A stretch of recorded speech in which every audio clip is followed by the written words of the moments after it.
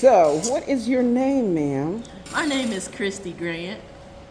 So, let's see. What are some questions that you get asked most? Um, I think the top question is, how do you do it? How And do you it do it? Just is anything?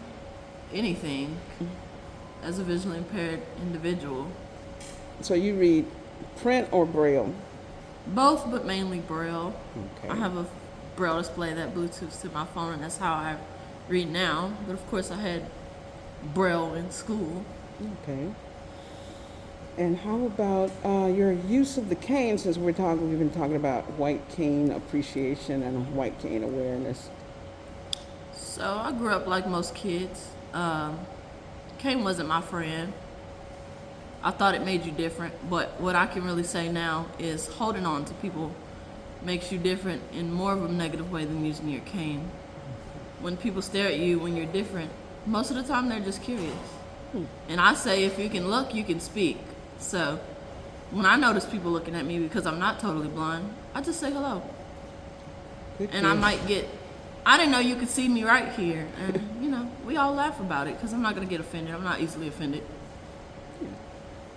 I used to tell a student, when someone does ask you a question, that's an intelligent person because they want to know and rather than make assumptions. So we all have to be advocates and tell them, just like you tell them things, when some people ask.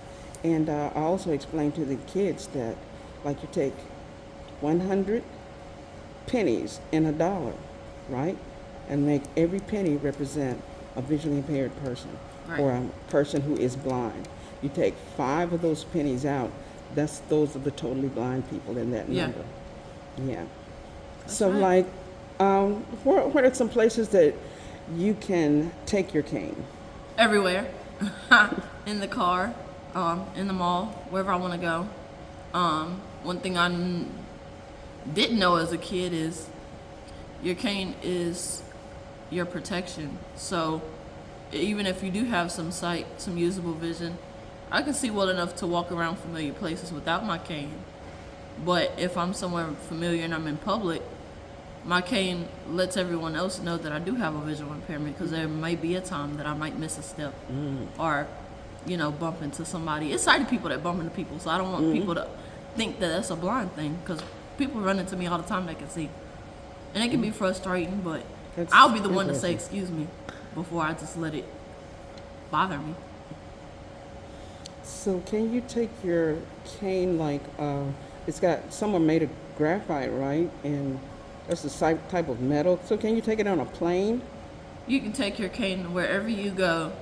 If you have a straight cane, there are techniques where you can put it on the sides of the seat, or if you're at a restaurant, you can lay it horizontal under your chair, or vertical, depending on if you're at the end of the table or if you're in the center of the table.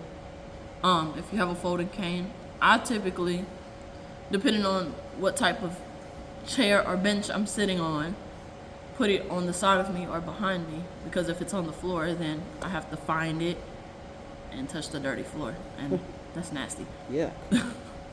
So you always want to keep it near and dear is what I was taught, So I've seen you walk in case of an and emergency or something.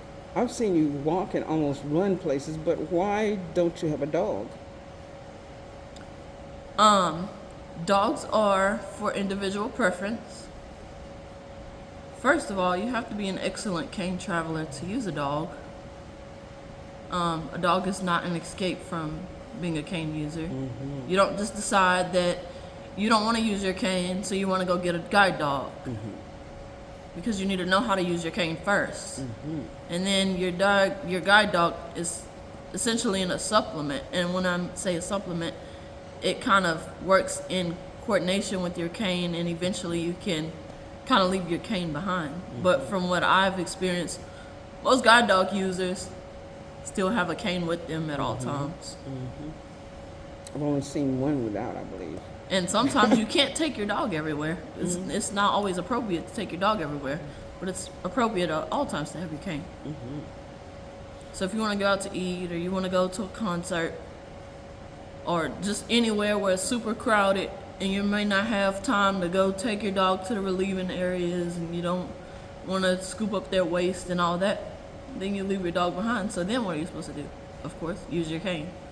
So that's why, to me, cane outbeats a dog.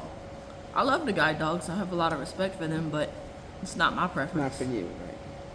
And it's more responsibility and more money. You got vet bills, dog food. Some guide dog schools give you a stipend every year. A stipend is a certain amount of money that you can use towards your dog's expenses. But usually that's only for a period of time, and then you're on your own. Okay. So you have to take care of your dog like you take care of a kid. Okay. One more question, unless you want to add anything. When you were in school, what are some like extracurricular deals that you participated in? Oh, I did it all. I ran track. I did powerlifting. I was a mascot for a little while.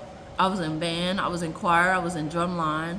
I actually went to school here in Zachary, and I was in the concert band and the marching band at Zachary High. So I did it all. When there's a will, there's a way. As long as you make sure you have the accommodations, you can do whatever you want. Yeah.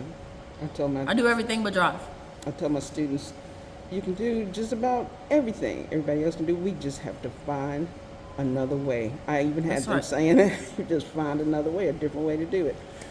Anything else you'd like to add that you would like for the kids to know?